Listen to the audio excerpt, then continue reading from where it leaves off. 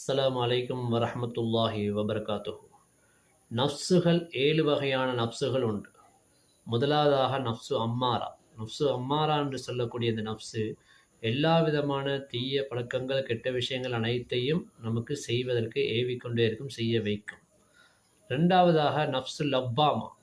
இது அனைத்து விதமான கேவலமான விஷயங்களை செய்யக்கூடியவனை பழித்துக் கொண்டே இருக்கும். 3வதாக நஃப்ஸு முல்ஹிமா.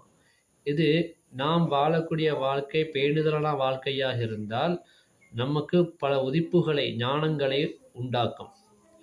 4வதாக நஃப்ஸு முத்மஇன்னா. இது அமைதி பெற்ற நஃப்ஸு. இந்த விஷயத்தில் மனிதன் தன்னை ஒரு மண் மாதிரி கண்டுகொள்வான். நான் ஒன்றுமே இல்லை, தான் ஒரு சாதாரண படைப்பு தான் நான் தன்னுடைய வாழ்க்கை, இந்த துன்யாவுடைய வாழ்க்கையில் தன்னொரு சாதாரண ஆளாக காட்டிக்கிட்டு அல்லாஹ்வுக்கு வழிபட்டு நடந்து கொள்வான்.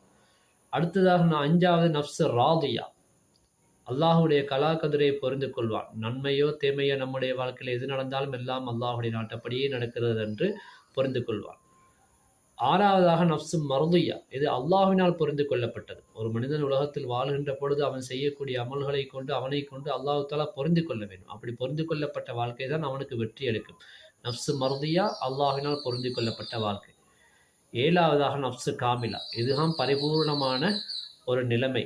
நம்முடைய வாழ்க்கையிலே உயர்ந்த அந்தஸ்துக்கு செல்வதற்காக இந்த உலகத்தினுடைய வாழ்க்கையை நாம் துச்சமாக மதித்து நாம் வாழ்ந்தோம் என்று சொன்னால் அந்த நஃப்ஸு காமிலா நம்முடைய உள்ளத்துக்கு வந்துவிடும். இந்த 7 நஃப்ஸுகளும் நாம் தெரிந்து கொள்ள வேண்டிய நஃப்ஸு. அதில் முதலாவதாக நஃப்ஸு அம்மாராவை நாம் வெறுத்து ஒதுக்கினால்தான் மற்ற விஷயங்களில் நாம் முன்னேறி செல்ல முடியும். அல்லாஹ் தஆலா அந்த பாக்கியத்தை எங்களுக்கும் உங்களுக்கும் தருவானாக. அஸ்ஸலாமு அலைக்கும் வரஹ்மத்துல்லாஹி வபரகாத்துஹு.